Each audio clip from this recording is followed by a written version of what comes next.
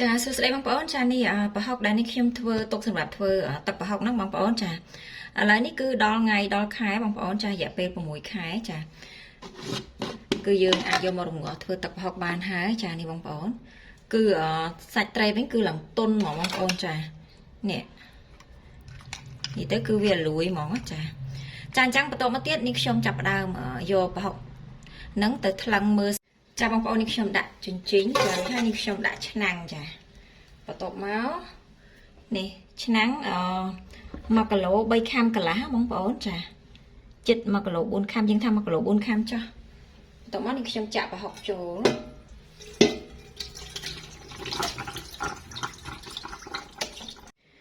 ចានេះបងប្អូនគឺនេះខ្ញុំចាក់រួចហើយចា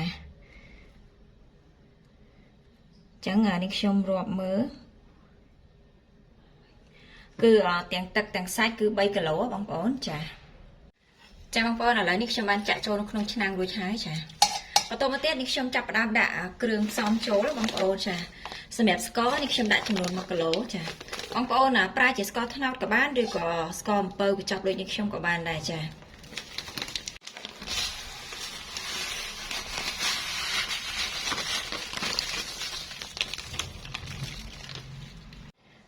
បន្តមកទៀតកាពិ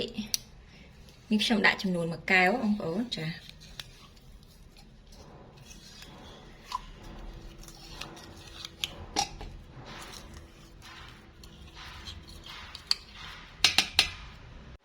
បន្តមកទៀតប៊ីចេង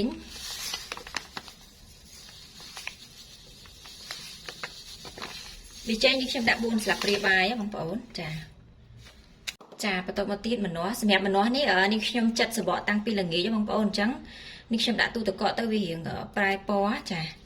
ម្នាស់នេះខ្ញុំដាក់2ផ្លែបងប្អូនចាបន្តមកទៀតម្សៅស៊ុបខ្នុរ4ស្លាបព្រាបាយដែរទឹកខ្ទឹមជ្រក់នេះខ្ញុំដាក់ចំនួន800មីលីលីត្របងប្អូនចា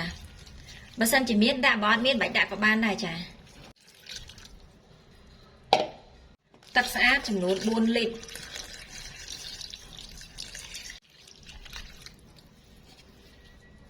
គ្រឿងផ្សំរបស់យើងមានតែប៉ុណ្្នឹងឯណាបងប្អូនចាបន្ទាប់មកយើងកូរមក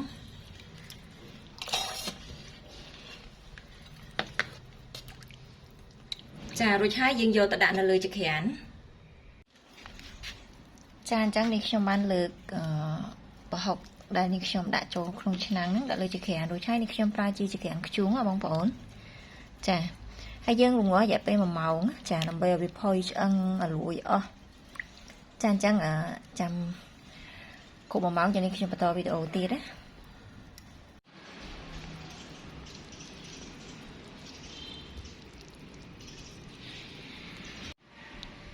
ាបងប្អូននេះ1ម៉ោងក្រោយ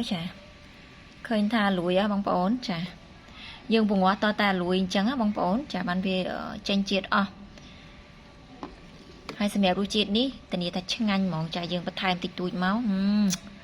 អញ្ចឹងបន្តមកទៀតនេះខ្ញុំចាប់ផ្ដើមលើកចេញដើម្បីទុកឲ្យត្រជាក់ចាំនេះ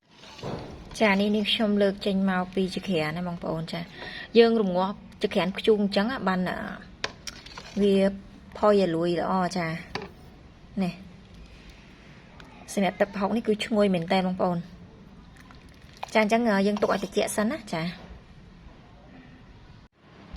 បងប្អូនឥឡូវនេះទឹកប្រហុករបស់យើងត្រជាក់ហើយបន្តមកទៀតនេះខ្ញុំចាប់ផ្ដើមច្រោះក្នុងការច្រោះនេះខ្ញុំដាក់កត្រងមួយជាន់ហើយនឹងកញ្ច្រែងច្រោះហ្នឹង1គីឡូប្រឡោះកញ្ច្រែងហ្នឹងវាអាចធំពេកវាអាចជ្រូកប្រហុកចូលបងប្អូនអញ្ចឹងនេះខ្ញុំចាប់ផ្ដើមចាក់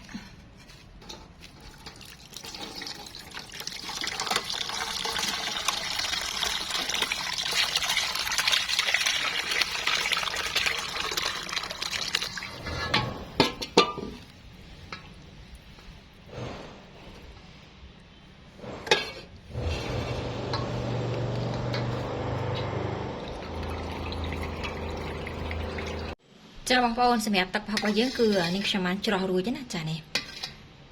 អូយក្លិនវិញឈ្ងុយមែនតើបងប្អូនសម្រាប់រសជាតិនេះឆ្ងាញ់ហ្មង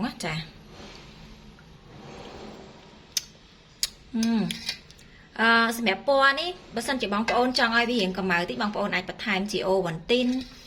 ឬក៏យើងកម្លោចស្ករក្រហមដាក់ក៏បានដែរនិយាយទៅអាស្រ័យទៅលើចំណង់ចំណូលចិត្តបងប្អូនណាចាប៉ុន្តែសម្រាប់រសជាតិវិញគឺឆ្ងាញ់ហ្មងចាចាអញ្ចឹងសម្រាប់រង្វាស់ទឹកផុកថ្ងៃនេះគឺមានតែប៉ុណ្្នឹងទេចា